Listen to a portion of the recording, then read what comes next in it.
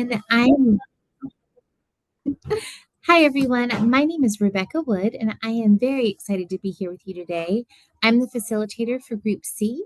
I'm also a transition facilitator for Henrico County Public Schools, and I'm excited today to be able to introduce some people that I know and work with pretty much on a daily basis. So, with us today, we have Anna Fierro. Anna is a pre employment and transition services supervisor for RSVP. And we have Marie Boger. She's a transition facilitator for Henrico County Public Schools. And then, Rita, I'm going to let you introduce Billy. Hi, everyone. I'm Rita D. I'm the facilitator for Group A. Glad to see so many people here. Today, I've brought Billy Kraus. He is a lead vocational counselor with us in the Choice Group. And I'm excited to share that he also does the peers group and customized employment. And I know customized employment was one of our topics during the session. Additionally, Billy is a vocational counselor with a full caseload, so he also brings a lot to the table as far as the employer's perspective. Should we go ahead and have Billy start? Okay. All right. Go ahead, Billy. Well, thank you for that, Rita. Yeah, so I work with Rita at the Choice Group. I'm a customized employment certified provider as well as a peer certified provider, both of which I do through the Choice Group. But yeah, I wanted to just highlight both of those two services that we do and share a little. And if you guys have questions, I'm happy to respond to any of those. As far as customized employment, that's something that I've been doing for the past 2 years. It's really a dedicated program that's designed for people that are particularly struggling to find employment opportunities through the traditional routes. So it's designed to have much more time spent on what we call a discovery phase, where we're going out and exploring their strengths, their conditions of employment, just figuring out who they are, in specific, who they are in like an employment setting, and what they really need.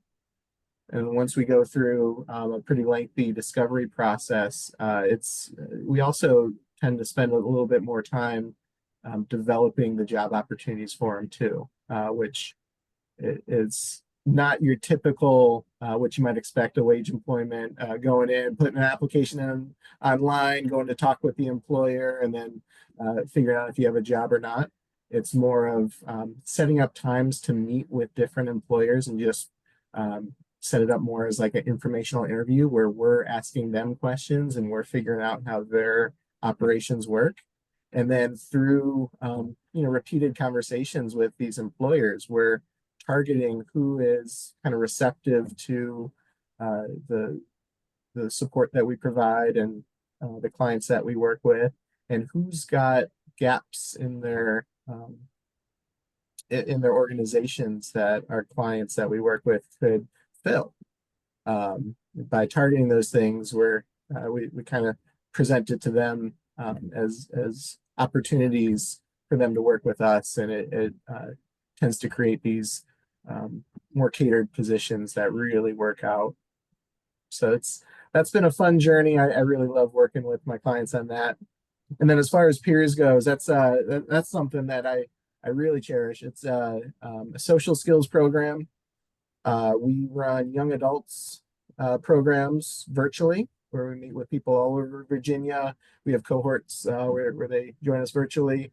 And the real beauty of the class is where you think of social skills and virtual, and it doesn't always mesh up in your mind. But really, we're presenting the topics and giving the knowledge. But the real growth comes from the homework assignments that we give, which are catered to each different participant and their context, their interests, their geographic context, and everything like that. Since they're coming from all over the place, it does really no good to have them all come and force a friendship amongst everybody in there.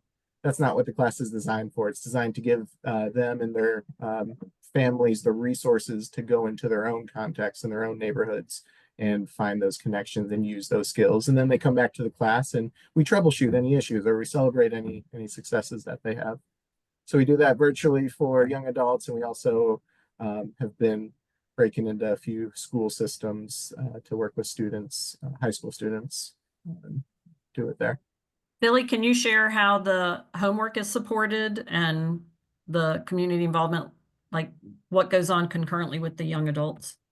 Yeah, absolutely. So there's everybody who attends our peers classes has to bring along with them a social coach, and that's somebody that is invested in this young adult's life, that is trusted. They can speak into them, help encourage them in different areas, and they're going through the process at the same time as the young adult is. So they're learning the same skills, but more from a social encourager perspective. And then that way, when the hour and a half once a week class is done, they're following up with that young adult and practicing those skills using the tools that they learned, and following up with like homework assignments could be call another member of the class, or call somebody that you met in a social group that you joined through the class. Throughout by the end of the 14 or 16-week class, their homework assignments change to become hosting get-togethers. So they might be meeting up in the community or inviting people into their homes, and the social coaches are working with them throughout that entire process, helping them set up those meetings and get-togethers and troubleshoot any of that stuff outside of class. So it really makes a pretty holistic approach. And Billy, have you noticed with any particular clients, like anything that stands out as far as improvement? Yeah, typically what we'll see in the class is they'll come away. We always do a pre-test before they start, just to see where they are with their social skills. We rate a bunch of things like social loneliness, romantic loneliness, things like that. And then we give them the same test at the end. So we're gauging their growth as they go, and we're always seeing some sort of growth in some pretty key levels for a lot of them. Empathy tends to grow by the end of the 16 weeks, because they're learning that not only do they have some differences that might hinder them in some social context, but everybody else in the class has something else that makes them unique, and and they're learning to work with them. So usually by the end, there's some growth, not just in knowledge, but in practical ways as well. Great. Anyone have questions for Billy about either program? Seriously? Okay. That's all Well, right. if you We think of got, something, put it in the chat. yeah, absolutely. And we've got information on the choicegroup.com, our website as well. All the details of these programs are on there. I'm happy to connect with anybody that reaches out to me. I'm going to throw in one more question. How do they get involved in peers? So we have a few different routes. There is a self-pay option if people want to come to, they see the peers service on our website, they can come to us, and we do have options for that. But I typically like to connect them with DARS, their local DARS office. They have routes to fund the program for them, other similar things like that. Okay. But reaching out to me is the first step. I can always point them in the right direction, help them connect with that. Great, thank you. Yeah, absolutely. Thank you for the time. And I'm sorry to jump in and have to run so quick, but Rita knows how to get a hold of me if anybody does have further questions. Thank you. All right. Bye, everybody.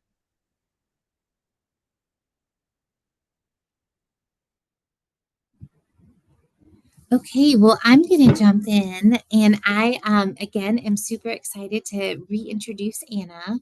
Anna, could you tell us a little bit about RSVP as a company, and maybe what regions you guys serve and what different programs you have? Sure. So RSVP is Rehabilitative Services and Vocational Placement. The home office is based in Richmond, right off of Three Chopped Road. And we also have a field office in Roanoke, which is where I'm located. And we provide pre-employment student services and then supported employment adult services. In addition to Medicaid waiver, counseling, we have benefits analyses that can be done. We have 3 in-house staff that do that. The counselor is located in the Richmond office, and she provides virtual or in-person counseling options. And we have coaches and skills trainers across the state, from almost to the base of Northern Virginia all the way down to very Southwest Virginia, and pretty much everywhere in between. And we help students establish internship sites, and then really the hope is that it's a seamless process from student services into adult services. We have several school-based programming classes. We have one in Henrico County, which is the CSEP class. And then we have STEP in Roanoke and Russell County. Yeah.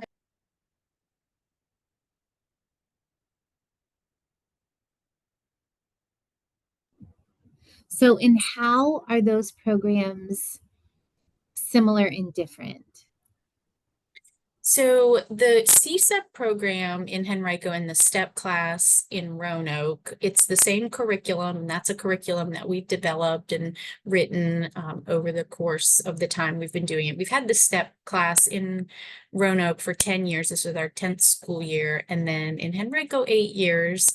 And both programs, they go out, the students go out onto work sites to tour and do some hands-on work. And then there's a classroom component that touches all aspects of work, how to get a job, keep a job, navigating challenging things that may come up on a job, how to find a natural support, really anything that would go into a job. And we work only with competitive employers. So any job that anybody would apply for, that's who we work with. And then down in our further southwest, it is STEP, but we also have workplace readiness, which you can encompass the different areas of pre-ed services. There are 5, and we're approved to do all 5. So it looks a tiny bit different. They don't always go out and do things because there's not that leaving campus component always. Sometimes there is, but definitely with STEP and CSEP, it's about a 50-50 classroom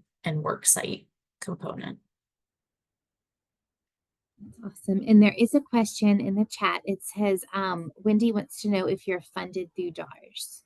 We are funded through DARS. We're a vendor of DARS, and the school programs are a collaborative effort between DARS, who is the payer, the vendor, us, RSVP, and then whatever school system we're working with, Henrico, Russell County. I will say that Roanoke is the only payer of the program themselves. That's just always been how it's been for the STEP class. Now, we do have workplace readiness classes that are DARS funded in Roanoke and other places.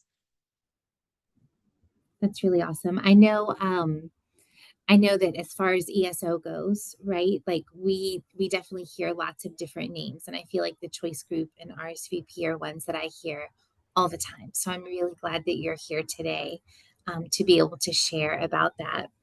And Marie, I'm excited that you're here with us too, because I think that the question, are you funded through DARS, is so great, because the program itself is funded through DARS.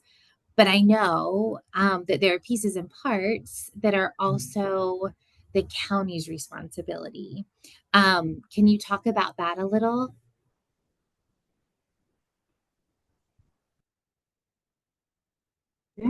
Okay. Yes. So what we do on the county part is we set up interviews, we search, we go out and talk to our teachers in the community and ask who would be a good fit for our program. And then the students and parents fill out an application, and we contact them, and they come in. That we do a virtual interview with the students. We have DARS there. Anna comes from RSVP. The job coach also comes from RSVP. and the transition facilitator in the county, whoever has that school, and the parent and the case manager and student are all there. So we just ask them some questions about themselves and find out more information. The student also has to present a PowerPoint. They share a PowerPoint about themselves.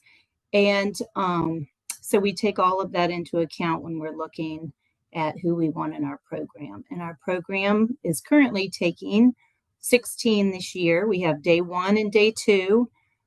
So 8 will go on day 1 and 8 will go on day 2, and we alternate the days. So Marie, is it all applied study students, or are some standard diploma students in the program? it is all applied study students. Good question, Rita. Is there anything I'm missing, Rebecca? So I think the piece I was thinking about was transportation, how the Oh, RSVP supplies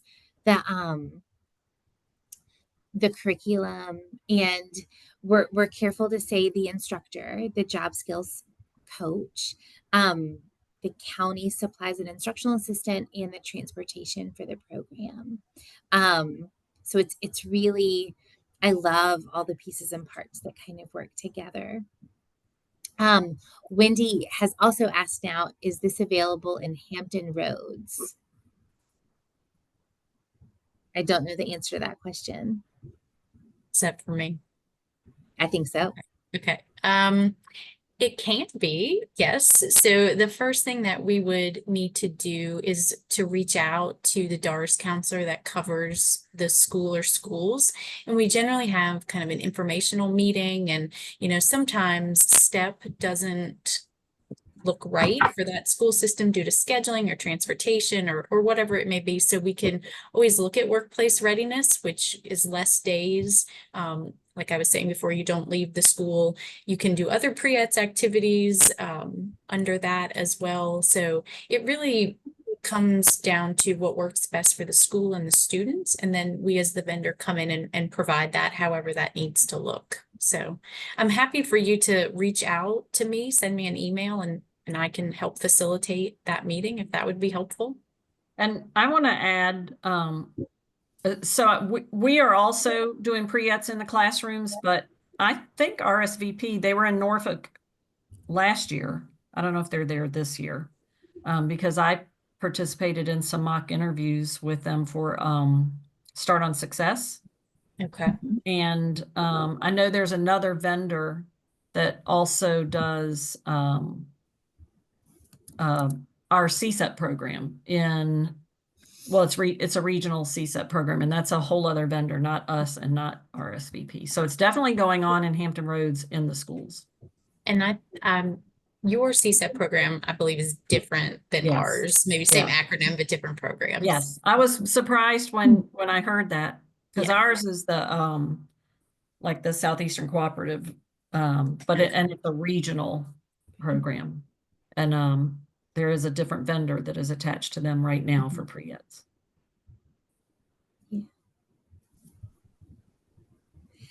There is another question in the chat.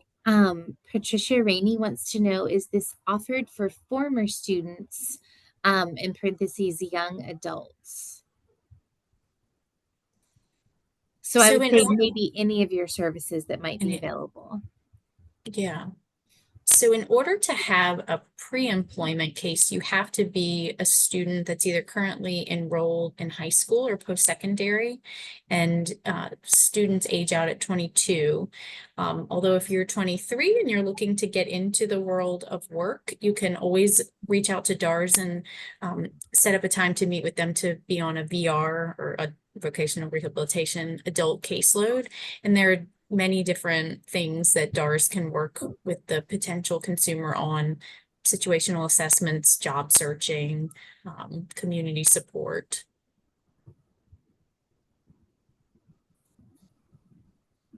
There's some right. Okay, cool. I'm just trying to look at the chat too to see if there were any other questions.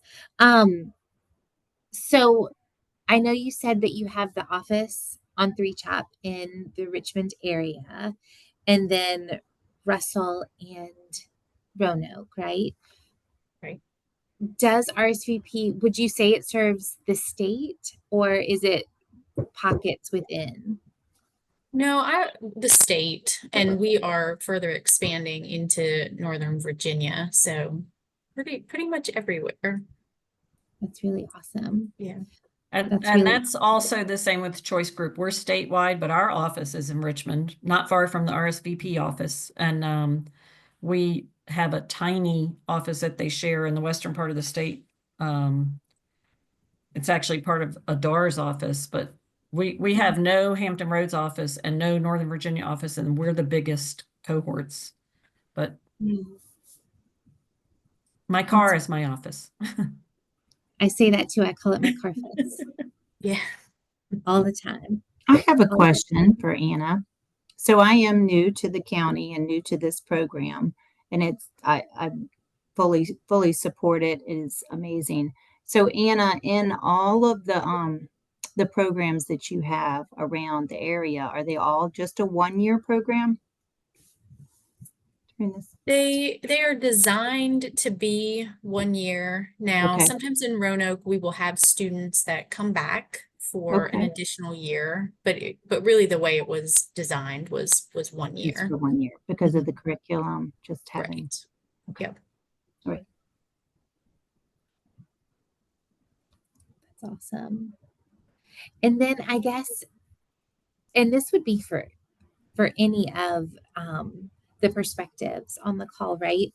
I would just love to hear if there are any beautiful success stories from these programs, from any of them, from peers, from CSEP, from STEP. Really great growth that you see happening. I know I'm thinking of one thing that I'll certainly share, but I'd love to hear others that might be happening.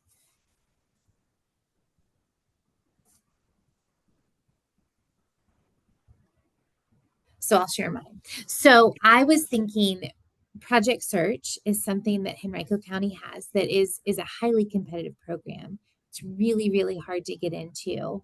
And I think that it's something that I'm super proud of to hear that students who work with PREATs, with CSEP, I don't even remember what the percentage was, but I want to say like 5 out of the 7 students accepted Came had from gone through this CSEP. program, which I think is huge. That is an immense success story because this program in particular is meant for job exploration, not necessarily job placement, whereas Project Search is for job placement. So I think that is an enormous success. And I guess I was just curious, about other successes. I should have asked that when Billy was still on too. Yeah, so I'll say too, I think success definitely is measured differently for every student, but I know it's always so great when I'm able to see a student who comes into one of our programs and really blossoms and really embraces work and finds that it's, a good thing and they want to go to work and they have mastered their task list and so that's always a great thing. I also love when students go through a work experience and, they find, what they're passionate about, but also on the flip side of that, when students think they're passionate about something and they find out that that's really not what they wanted to do. So, I mean, I think that's a success too, because, we all want to do meaningful work and things that we like. So, I think that's an excellent growth opportunity. I know I don't do as much coaching anymore, but when I was job coaching, I've been with RSVP almost 13 years. I started as a job coach and worked my way through. So we had a consumer that was really very anxious and just work was scary. And they were finally they mastered the clock-in system and they knew the job tasks and got to the point where they could say to the job coach, I'm really doing great. I don't need as much help anymore. So we can fade. So that sticks with me always. So just a couple of little things there. I think that's wonderful. And what is the typical age range of a student who's in this program? So it varies. Students can start having vended pre-ed services at 16. We do work with a middle school in the Lynchburg area, so some of those are 14 and 15. I would say the average step class would be 18 to 20, and I would say that CSEP ranges in that area as well. We are trying now to capture more of the younger high school students and then really work with them through their high school years, and then hopefully they move right into supported employment post graduation or aging out. And does RSVP have any programs that support supported employment? So we have supported employment, and under that situational assessment, job development, job placement and training and follow along, also Medicaid waiver that if Medicaid waiver consumers have a job coach for however long they need. So yes, we do. We have supported employment in all areas of the state as well. That's awesome. Wendy has a question. She says, can you tell us what the acronyms CSEP and STEP stand for? So our CSEP is the Community Skills Exploration Program, and then STEP is the Student Transition Employment Program. That's very cool. I'm really excited about all the questions that have been in the chat. I appreciate you guys doing that. The supported employment programs that you guys have for students after they leave school. Can you talk about what those look like? Like how individuals would access those, how that process would look?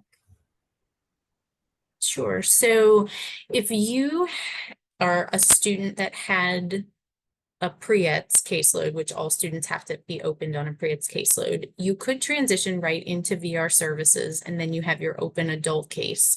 However, if you did not start as a student, you would have to go to your local DARS office and request to meet with a counselor and complete an intake. And then you would have the opportunity to meet the different vendors. Some offices have a process called a vendor selection, and the vendors come in and talk to the potential consumers, and consumers have an opportunity to ask questions. And then after their selection is made, you start the supported employment process. The first true phase of supported employment is situational assessment. Not everybody comes in situational assessment, but if you do, so you're trying jobs out, finding, the best fit and seeing if that's an appropriate job match. And then there's communication is constant with the DARS counselor and then whomever's on the person support team. And then once a job is secured, well, I skipped over job development. First, you have to meet regularly with your job coach to submit applications and kind of go through the process of securing that job. And then you go into job site training where the coach is with you on site, where you're learning your job. And they're a lot of times right next to you, helping you learn, providing prompts and making sure you feel comfortable on your job site. And then once you've reached a period of stability, which is usually 90 days, then if the case is coded as follow along or long-term employment support services lettuce, then it's a maintenance phase where the job coach checks in a couple times a month and makes sure that everything is status quo and that nothing has popped up. And should something pop up, the job coach can come back in and provide more intervention. So that's kind of how a very quick overview of how supported employment looks. I love that so much. I love the very quick overview, because that's really in this course. We have all kinds of different professionals from throughout the state of Virginia that are learning about supported employment and how to support their students or their clients through this process. So I think that this is such a unique opportunity to really be able to hear from different vendors and different experts about what it looks like, how it all looks. It- Um, Rebecca, I was going to say that also empowers teachers to have the information in their toolbox for IEP meetings as our students are transitioning. You know, it's a good comfort to parents and families that, you know, it doesn't end at the door, you know, so I think it empowers teachers when they have this information. oh, I agree 100%. I was in, I think probably all of us that are in what feels like IEP season at the end of the year with the school year ending earlier. Um, there's families that are about to exit, and the what happens now? What do we do now? So knowing that these programs exist, that supported employment is here, and I've loved all of the discussion and the discussion boards and seeing the growth and the communication and collaboration between all of you has been just so profound, knowing how much you're helping each other out and hearing you echo what you've learned in this course. It makes me so happy. It makes me know that you're going to use this information to empower students and families um, every day, all the time, as you move forward in your careers. And I just think that that's phenomenal and amazing. Um, that being said, does anyone have other questions for Rita, who is definitely an expert in job coaching, or for Anna, or for Marie, who is a fantastic liaison between job coaching and the school system and making it all work together, making all the pieces and parts fall in? I hope, and maybe you can just indicate in the chat, does this put some pieces together for you from what you got from the course? Like, is it good to hear it from the panel?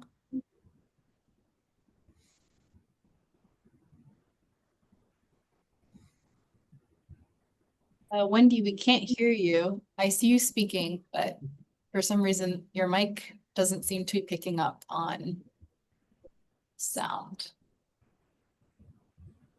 No, cannot hear you. Okay, so it seems like Wendy had something to share, maybe in the chat. Okay.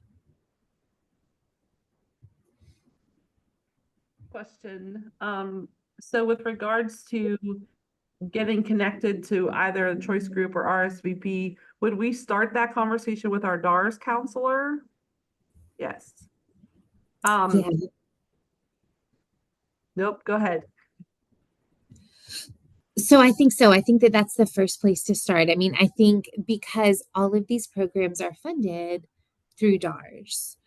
So dependent on what you're interested in would be that conversation with the DARS counselor of, I feel like my students would benefit from this, or this family would benefit from this. What do we do next? I think that it's always a good conversation to start with DARS individually. Does that make sense? Like without maybe the family in the room, because DARS does usually have like the big list, right? That they give of all the different ESOs. And sometimes what I loved hearing Anna say was that there's, what did you call it? A presentation of all the different ones? Yeah, like A a vendor panel. vendor selection. Mhm. I have never seen that happen. I've only ever seen, here they are, choose one, right? And then a family is just kind of like, what?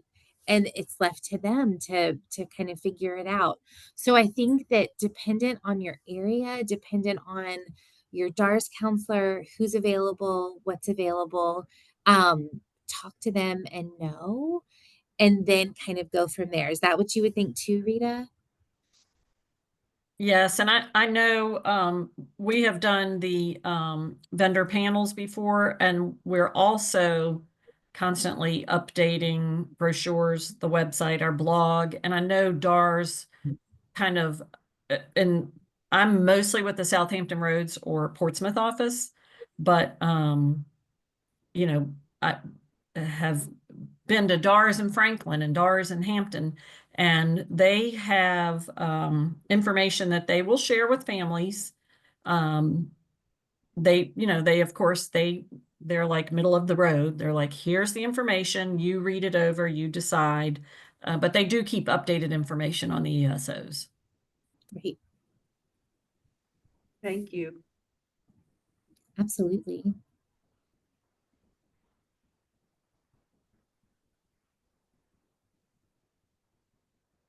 I'm also excited to see how active the chat is being here too, even if it's just that the recording will be available so you can look back on it later, because there is so much information. If you've never looked into peers, it really is an incredible resource. It's so great, and it's such a wonderful opportunity for those students and their social coach to work together, whoever that is in their life that's going to be the one to practice with them. It's just such a great model. It's so great. Has anyone used peers within their school or with students or clients? Billy didn't mention when I asked about a success story, but I will say I have two coworkers or two clients that are coworkers that are carpooling now, and they met through peers. So we'll see if it goes further than carpooling. I think that's wonderful. Yeah. And I do know some parents are getting together, like parents from one cohort have stayed in touch and are getting together and coming up with social activities and things to do. It is, it is virtual, so some are not in the same area, but they seem to find each other, and or it's kind of empowering the parents or the social coaches to get out there and look for something. Right. Yeah, I mean, I really think that sometimes, as professionals in transition, it's hearing about this little thing and then thinking of how it applies to the student or the family that you're working with, and then figuring out, well, what makes sense for them? How do I do this? How do I implement it? And then it's just knowing the questions to ask and the people to ask them to. So I think all of the networking is so great. And clearly, you guys are already doing that. You're already working with each other, getting ideas. You signed up for this course. I feel like you've gotten a wealth of information. Be sure to save it. I've been telling everyone that's in my little group that's reached out. I would highly recommend. The course is typically open for about a week after it closes. It's open for a week after it closes. It will remain open for about a week after this Sunday, I guess. Go through and save things, save them for later, save them to share with your colleagues. I think colleagues and families, it's really great. It's really great information. Rita, Patricia has written down peers. It's PEERS. That's the correct acronym, right? It is, and I don't know that it's an acronym or if it's just like peers. I'm not sure. Mhm. I assume it's an acronym because it's in all caps, but I will say I think it's actually a UCLA curriculum. I think And so. it's very prescribed. The social coaches side is prescribed. That's a concurrent Zoom that's going on. They're not in the same room. And we have for our peers, Christine Clayton, she's running the social coaches concurrently while Billy is doing the young adults.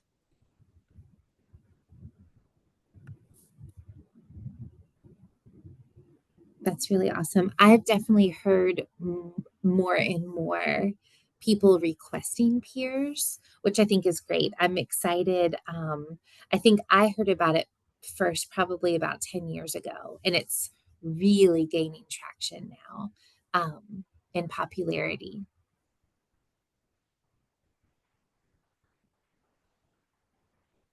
Anna, did you want to share anything else about RSVP or the different programs that you guys have? Yeah, we have a really nice website. It's rsvprehab.org. And it has all of the services on there, and there is a general email inbox if you have questions. And I support student services for the state for RSVP. So anytime you may have a question, please feel free to reach out to me. Whether you're working with RSVP or not, I'm always happy to chat about services. So yeah, and really our website would probably be the best place to have it all in one place, so to be able to read. I'm going to link that right here. I'm going to put it in the chat.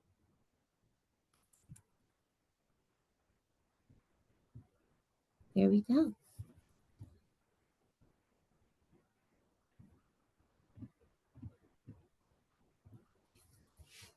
And Anna is truly a great partner. CSEP has been phenomenal for our students. It's something that we're super proud of in Henrico County. Thank you. I'm sorry, I said rsvp.org. It's .com. I'm sorry for that. It's okay. I think I got the right thing. Okay. I did the contact us button. Marie, did you have anything else that you wanted to share? Okay. I didn't. Just so, Rebecca, as a transition facilitator, did you reach out when you started that program in Henrico? Did you reach out to DARS to find out about The that, or start did of the you- program was actually, I was at a transition fair, and it was one in the county, and RSVP was one of the job coaching ESOs that we'd invited. And they were there with a table, and Jason Harper, the president, asked me if we could do something. What would it be? What would it look like? And I had just gone through interviews for Project Search and knew that there was such a small number of students accepted. And I said, gosh, wouldn't it be cool if we had another program? Wouldn't it be cool if we Yes. had more? And he ended up calling about, gosh, I think it must have been about 2 weeks later. And he said, I have an idea. Let's go meet at, let's go meet at the DARS office and let's talk about it. And that's when he presented the curriculum that Anna talked about for STEP that was already in existence. And it kind of all fell into place from there. That's a great question. It was a cool way for it all to start. Absolutely. Melissa asked, how did you hear about a transition fair? So that's a great question. So as transition facilitators in our county, that's one of our tasks. We put that on. So we each year contact about 50 to 60 different vendors that serve the community in our area. Everyone from job coaches to post-secondary education to recreation, different service providers, anyone we can think of that might touch our community, that might be a resource that they can use, invite them all to the same place, and then invite the parents. And it's pretty amazing to watch it all happen. So that's how we heard about it, is we put it on each year. What we've seen is there's different pockets where sometimes a school will put on a transition fair. I believe that one of my colleagues, Latanya Wright, is trying to put on a more regional fair. That's something that we can definitely get more information out about, Melissa, because I think transition fairs are so powerful for families to be able to see and meet the people who we talk about as professionals all the time, or who you might read about in an email or on a flyer, but to actually be able to be there and see them, it just makes a difference. I do think in the Hampton Roads, Virginia Beach, Norfolk, sometimes it'll be at one school. Norfolk, I see Carolyn's on. Carolyn, when she was with us in Norfolk Public Schools, she started, along with our dear partner, Dion May, a transition tour bus. And parents actually got on a bus and went to different facilities and then came back to a central facility and had a vendor fair. There's still something similar to that going on in Norfolk. The information goes to the teachers to disseminate, and then it's usually on the school, the school system website or, social media. But most recently, I've done transition fairs that DARS has put on at Virginia Beach schools for teachers. And they, like the department, the senior coordinators will do incentives to get the teachers to attend. And they'll do a bingo card, and then there's drawings every 15 minutes for gift cards and things like that. And it's been great getting the teachers out because, again, we're empowering teachers to give this information to families. And I think that's kind of a unique way to get some information out to people. I agree. I think having teachers come is probably 10 times more impactful than having a family come, Mhm. because then they can share and reshare and reshare. And you really learn through seeing. Yeah. In the chat, there's a question from Patricia. And she wants to know what time of year we usually have transition fairs. As a county, we were actually just talking about that today. What time of year is best?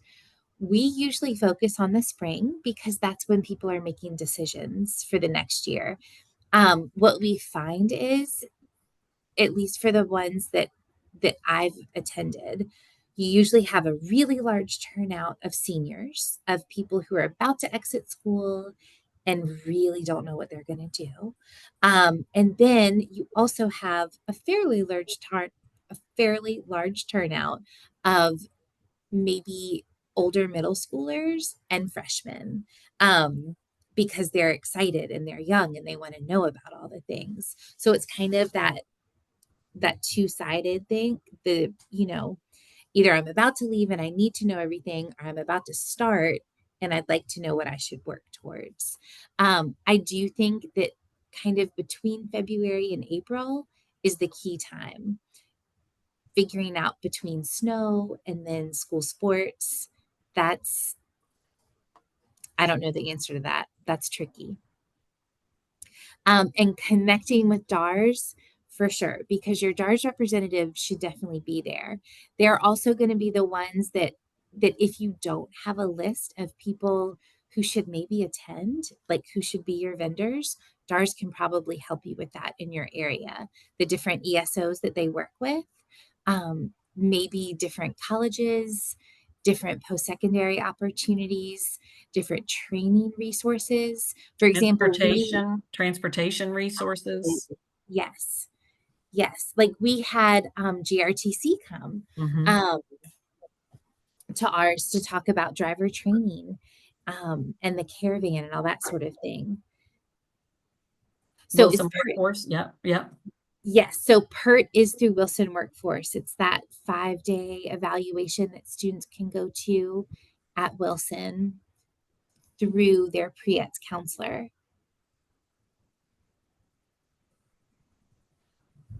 So a good time to start planning for the spring event, we usually start planning right when we get back from the winter break.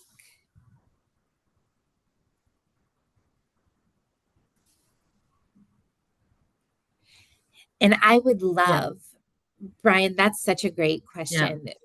Having an event like that twice a year would be perfection. I also, we had ours last night, so it's also an immense amount of work. And I think it would be difficult.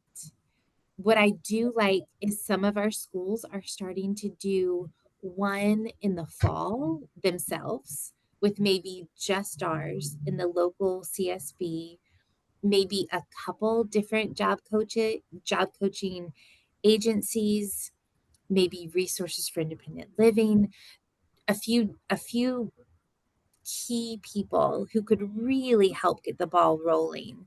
And then there's the big one in the spring that has everyone.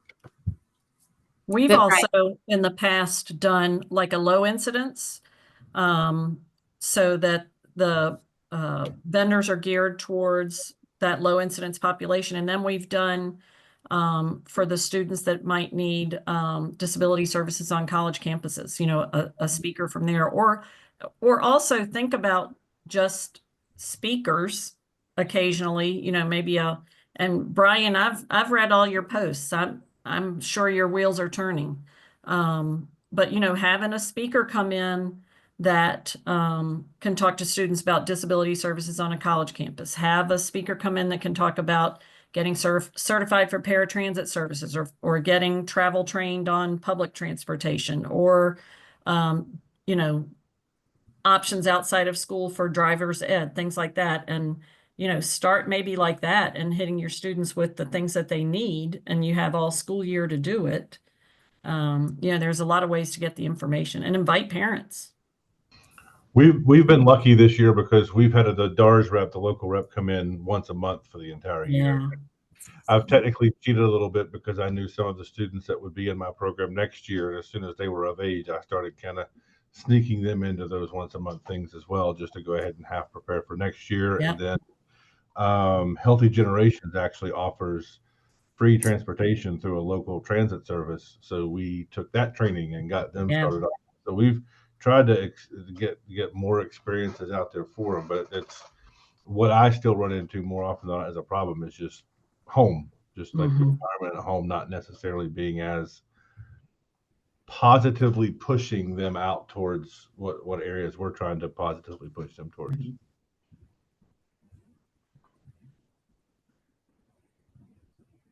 I definitely agree.